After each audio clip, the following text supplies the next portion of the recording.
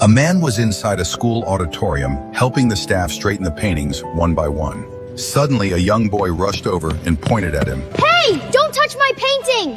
Your hands are dirty! Who said you could touch it? The man stopped what he was doing and replied calmly. Hey there, this one was about to fall.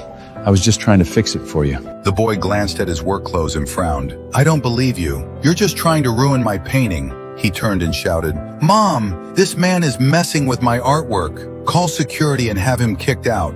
The boy's mother walked over, looking him up and down with disgust. You're just hired help. Who gave you permission to touch the exhibits? My son's painting is being auctioned tonight. If you damage it, can you even afford to pay for it? The man stayed calm. Ma'am, I was just holding the frame so it wouldn't fall.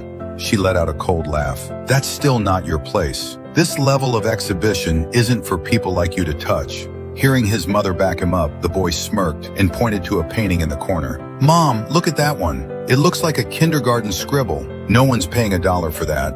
Then he walked over and deliberately pushed the frame crooked. The smile on the man's face slowly disappeared. He walked over and carefully straightened the painting again. The woman glanced at it and scoffed. It's just a child's drawing. Why are you taking it so seriously? The man looked at her. This isn't just a drawing. The children who made these are still in the hospital fighting for their lives. What your son just laughed at is the gift they're trying to leave behind in this world. The woman crossed her arms. So what? He's just a kid.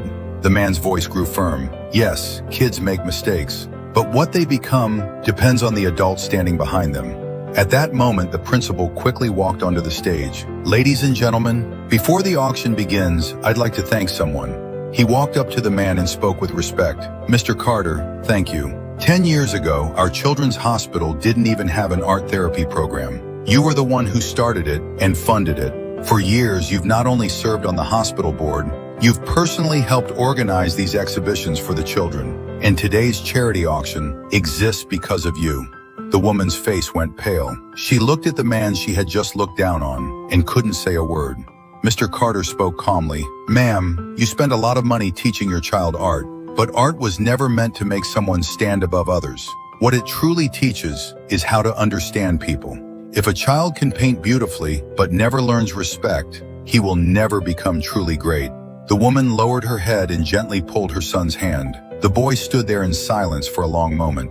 Then he walked over to the painting. I'm sorry, I shouldn't have laughed at you. Then he turned back to Carter, and I shouldn't have judged you either.